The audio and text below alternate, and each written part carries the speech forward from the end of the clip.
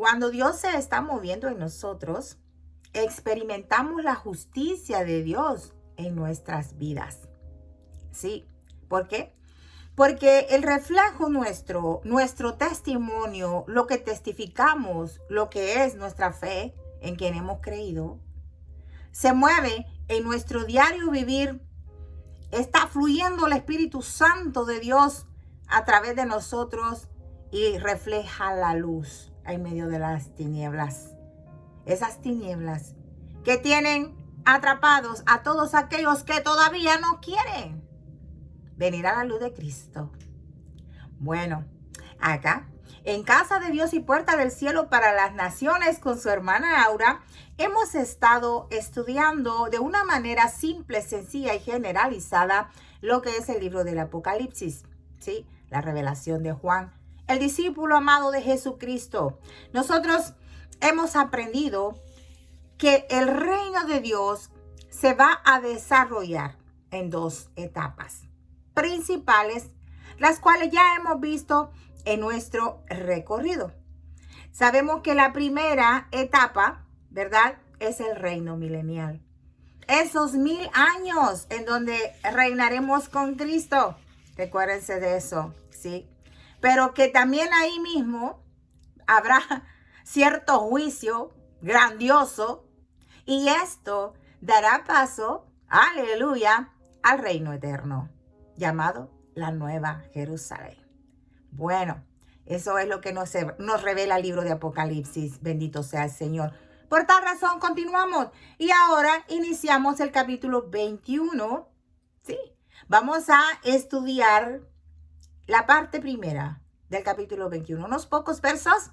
Y como les sé decir siempre, deleitándonos de a poquito con la palabra de Dios.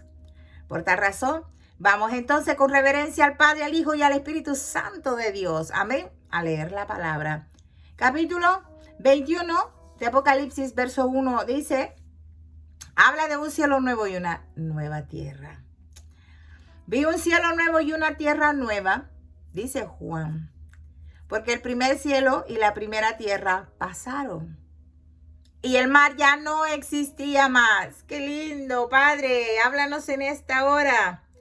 Hazme una mensajera fiel a tu palabra para que traiga alegría y refrigerio a tu corazón. Muchas vidas sean vivificadas y muchas almas sean salvas para la gloria de tu Hijo Jesús. Amén. Gloria a Dios.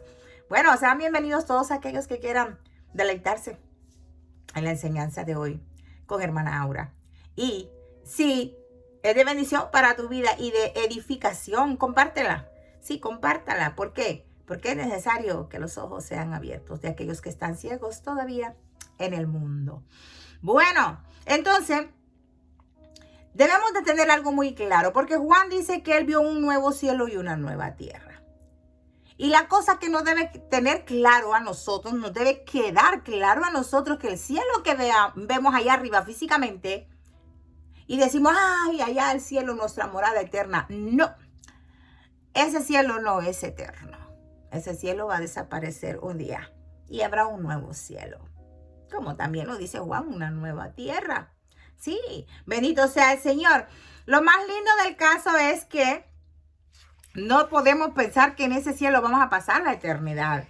No, ahí están en espera las almas que van a pasar a vivir en el reino eterno de Dios, ¿verdad? Así que eso es lo que la Biblia nos enseña. Si no, vean lo que dice Mateo en el capítulo 5, verso 18, que les traigo por acá. Dice, porque de cierto digo que hasta que pasen el cielo y la tierra, ni una jota ni una tilde pasará de la ley hasta que todo se haya cumplido. Bueno, tenemos entendido que la J, oigan, la letra J es la letra más pequeña del alfabeto griego. Sí, la Yud se llama Yud. Bueno, este es del alfabeto hebreo. Bueno, el asunto es de que nosotros nos damos cuenta que a través de este pasaje de Mateo está diciendo que la mínima cosa que está escrita en la palabra de Dios se tiene que cumplir. Y hasta que eso se cumpla, entonces habrá ese cambio eterno, un nuevo cielo y una nueva tierra. Fíjate que Isaías 2:3 en la parte B nos dice que de Sión saldrá la ley y de Jerusalén la palabra de Jehová. Bueno, ¿qué nos quiere decir esto? Que en el reino de Dios, fíjate qué interesante, nosotros hemos aprendido que cuando Cristo reine desde Jerusalén, la ciudad santa de Jerusalén, ¿verdad? Él va a hacer su gobierno con vara de hierro, con vara de hierro. Y la ley que va a predominar, la constitución de ese reino será la Torá, la ley. Sí, fíjate qué lindo, qué interesante. Entonces, esta ley de Dios será la constitución del reino del Señor Jesucristo en los 1000 años. Ahí entonces el Señor, recuérdese cuando Él dijo en Mateo 5:17, no penséis que he venido a abrogar la ley. Él ha venido a hacer cumplir la ley. Entonces, en esos 1000 años, el Señor va a hacer que se cumpla la ley de Dios, la Torá. Todos los judíos, todos los estudiosos de la Biblia que saben cuál es la Torá, saben perfectamente que es la ley de Dios, ¿verdad? Y esa ley es la que va a fungir como constitución en el reino milenial del Señor Jesucristo. Amén. Entonces, todo deberá cumplirse. Sí, hasta que haya un nuevo cielo y una nueva tierra. Bendito Dios. Entonces, hasta hoy en día, fíjense qué interesante, las leyes de Dios tienen relevancia y tienen vigencia hasta hoy. Muchos dicen que no, pero sí. Entonces, cuando hablamos de la Nueva Jerusalén, cuando hablamos del reino eterno de Dios, ahí sí no habrá ley. No, ahí no habrá. ¿Por qué? Porque fíjense que ahí habrá un cambio grande. Y ya no va a existir la Torá. Fíjate qué interesante. Dios es maravilloso y Dios quiere darnos un regalo precioso y es ese reino eterno. Entonces, ahí en esa nueva Jerusalén tampoco dice lo que acabamos de leer, que tampoco existirá más el mar. ¿Sí? Porque hemos aprendido que el mar es turbulento, es inestable, incita temor, ¿verdad? Pero la Nueva Jerusalén, el mar no existirá. Lo que nos está diciendo acá, que ya no habrá más temor de nada. Todo será firme. No habrá por qué preocuparse de nada. Todo será un reino de paz eterna. Eso es lo que el Señor quiere darnos, pero no entendemos.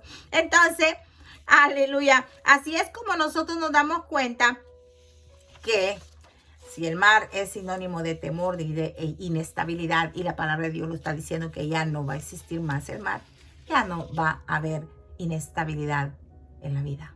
Amén. Así que continuamos. Verso 2 dice, y yo, Juan, vi la santa ciudad, la nueva Jerusalén, descender del cielo de Dios. Descender del cielo. Descender de Dios. La nueva Jerusalén. Bueno, Jerusalén es una palabra muy importante. Y está compuesta de dos palabras, fíjate, de dos palabras hebreas. La palabra larachat de la palabra yerú. Yerú. Y yerú viene del término larachat. Fíjate qué interesante, ¿no? ¿Qué significa heredar? Heredar. Yerú. Por eso decimos Jerusalén, o Jerusalén, como dicen, ¿verdad? En hebreo. Entonces, yerú significa heredar. Y fíjate qué interesante, Chalaim, esta parte final, viene de la palabra shalom. Qué interesante, ¿no? Y bueno, sabemos que todos dicen shalom, shalom, ¿verdad? Cuando le desean la paz a las personas. Te saludan con ese saludo, valga la redundancia. Entonces, todos dicen que es paz, pero ¿sabe qué es lo más importante? Que shalom significa el cumplimiento de la voluntad de Dios. Esa paz. Porque esa paz que tanto anhela el mundo es que se haga, que se cumpla la voluntad de Dios. Por eso el Señor Jesucristo dijo, mi paz os dejo, mi paz os doy. Pero yo no la doy como el mundo la da. Amén. Sí, fíjate qué interesante, porque verdaderamente esa paz que Dios está prometiendo es el cumplimiento de su voluntad. Y eso se va a llevar a cabo solo en el reino eterno de Dios, en la nueva Jerusalén. Por eso, Jerusalén es muy importante. Sí, es la ciudad santa. Yerú, heredar, es una herencia. Chalán, heredar la paz, la paz eterna de Dios, la que Él siempre anhela darnos. Amén. Bendito sea Dios. Entonces, otro dato importante que veremos sobre la Nueva Jerusalén es la primera palabra, nueva, nueva. Recordemos, fíjense qué interesante, recordemos que cuando nosotros venimos a Cristo Jesús, se nos dice, bueno, he aquí en tu vida, todas las cosas son hechas nuevas. Fíjate qué interesante, ¿no? Entonces, cuando Juan dice que ve a la ciudad descender del cielo de Dios, ¿verdad? Del cielo que viene de Dios, puede traernos a la memoria lo que es Santiago, el libro, la carta de Pablo a Santiago en el capítulo 1 y el verso 17, en donde dice, toda buena dádiva y todo don perfecto desciende de lo alto, del Padre de las luces, en el cual no hay mudanza ni sombra de variación. Así que nosotros podemos ver que la Nueva Jerusalén es un regalo de Dios. Es un regalo de Dios. Sí, Dios nos está proveyendo ese reino. No nos lo ganamos nosotros por nosotros mismos, por nuestros esfuerzos. No, es un regalo de Dios. Así mismo, como Él puso a Adán y a Eva, ¿verdad? Ahí en ese Edén, Él les regaló, Él les dio esa herencia. Bueno, les dije anteriormente que así como todo empezó, así todo termina en un huerto precioso. El Edén, ¿verdad? Pero este es el jardín de Dios. Bueno, así es llamada también la Nueva Jerusalén. Bendito sea el Señor. Así que veamos nosotros acá que existe una relación entre la palabra shalom y la palabra perfecto. Sí, shalom, dijimos, ¿verdad? Que es paz, ¿verdad? Que se cumple esa voluntad de Dios, esa paz. Entonces, en hebreo la palabra perfecto es la palabra mushlam. Mushlam, que viene de la misma raíz de shalom. Shalom. Cumplir, completar, perfeccionar. Llenar algo que estaba incompleto o era insuficiente. Entonces, la insuficiencia solo es llenada. Fíjate qué interesante, por la gracia de Dios. Cuando nosotros nos sentimos insuficientes, cuando estamos sin Cristo, cuando estamos en el mundo, nos sentimos insuficientes porque verdaderamente la gracia de Dios no está en nosotros y no está con nosotros. Y tenemos que ir a buscarla. Sí, busquemos esa gracia que solo nos la puede dar nuestro Redentor, Jesucristo. Aleluya. Entonces, verso 3 nos dice, y oí una gran voz del cielo que decía, he aquí el tabernáculo de Dios con los hombres, y Él morará con ellos, y ellos serán su pueblo, y Dios mismo estará con ellos como su Dios. Mira qué interesante, el tabernáculo. Bueno, ahí se da esa palabra, ¿verdad? Para el lugar de la habitación de Dios. Y acá está diciendo que esa habitación de Dios está con los hombres. O sea, Él viene a morar con nosotros, ¿verdad? Entonces, esta relación que Dios emprenderá con su pueblo será una relación muy íntima. Muy íntima. Gloria a Dios, que solo se logró a través y por medio de la redención. ¿Y quién hizo esa redención? Pues nuestro Mesías Yeshua. Amén. Sí, nuestro Cristo, nuestro Redentor. Él hizo ese sacrificio, esa obra maravillosa de entregar su vida para que nosotros podamos tener una relación íntima. O sea, para que nosotros tengamos ese momento precioso de reconciliación con nuestro Creador. Fíjate qué interesante. ¿Por qué? Porque de tal manera amó Dios a la humanidad, al mundo, que dio a su Hijo. Fíjate qué interesante, ¿no?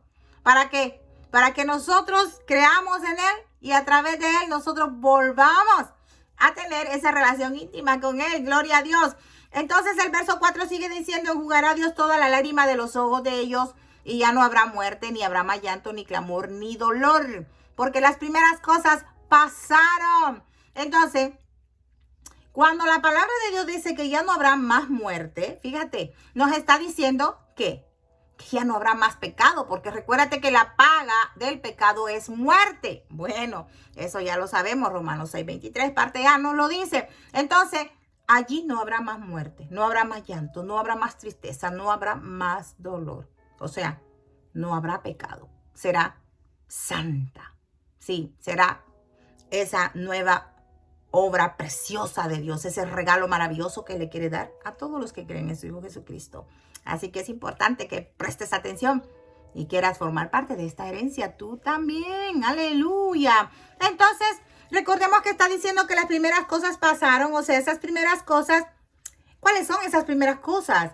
Pues las que actualmente estamos nosotros viviendo hoy en día. Esas son las primeras cosas. Esas van a pasar y todas van a ser hechas nuevas. Aleluya. Bendito sea el Señor. Verso 5 dice, y el que estaba sentado en el trono dijo, he aquí yo hago nuevas todas las cosas. Y me dijo, escribe, porque estas palabras son fieles y verdaderas. Mira qué interesante.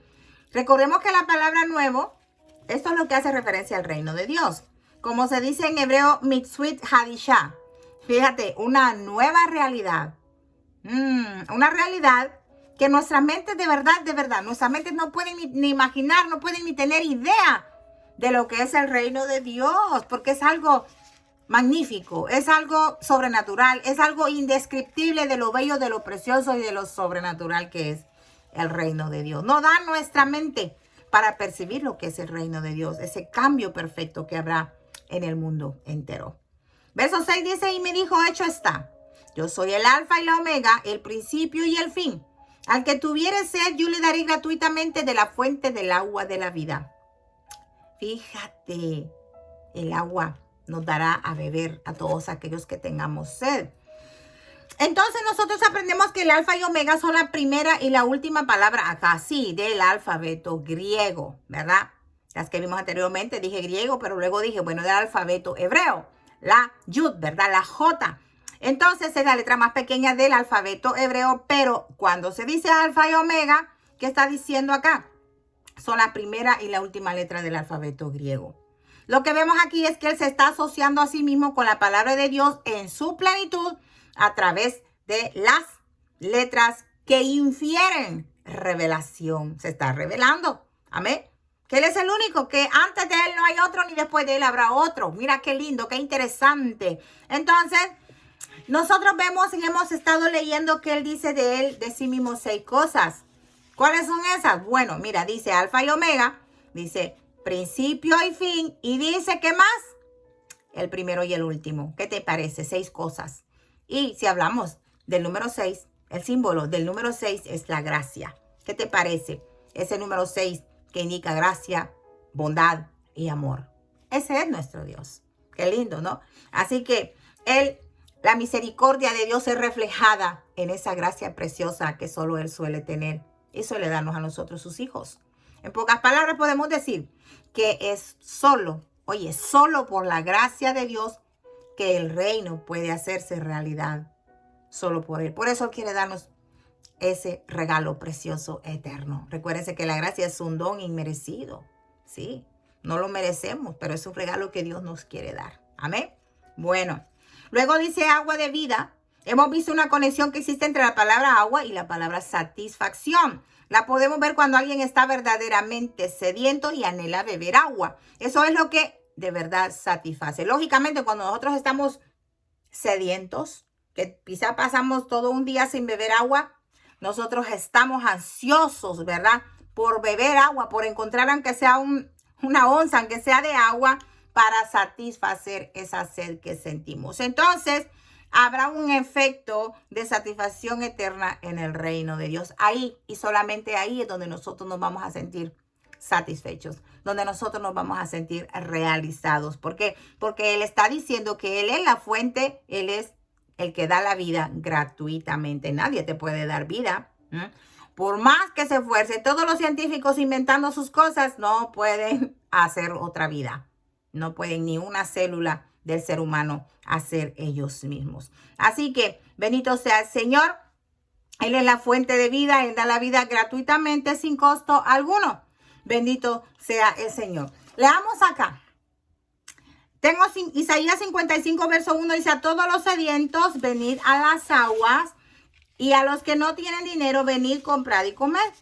Venid y comprad sin dinero y sin precio, vino y leche. Qué lindo, ¿no? Bueno, eso nos deja claro entonces que la obra del Cordero Inmolado en la cruz del Calvario fue suficiente para que nosotros tengamos acceso al reino eterno de Dios, siempre y cuando nos mantengamos sometidos a su palabra. Aleluya. Y ya casi terminó.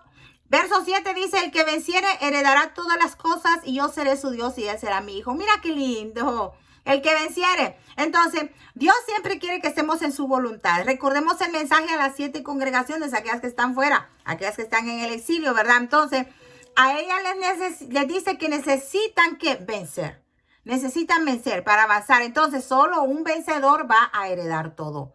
Si tú te consideras un vencedor, vas a tener la herencia divina, la nueva Jerusalén. ¿Qué te parece? Bueno, bendito sea el Señor. Entonces, también nos habla de que Él será nuestro Dios y seremos sus hijos. Entonces, desde el punto de vista bíblico, sabemos que la palabra hijo es heredero.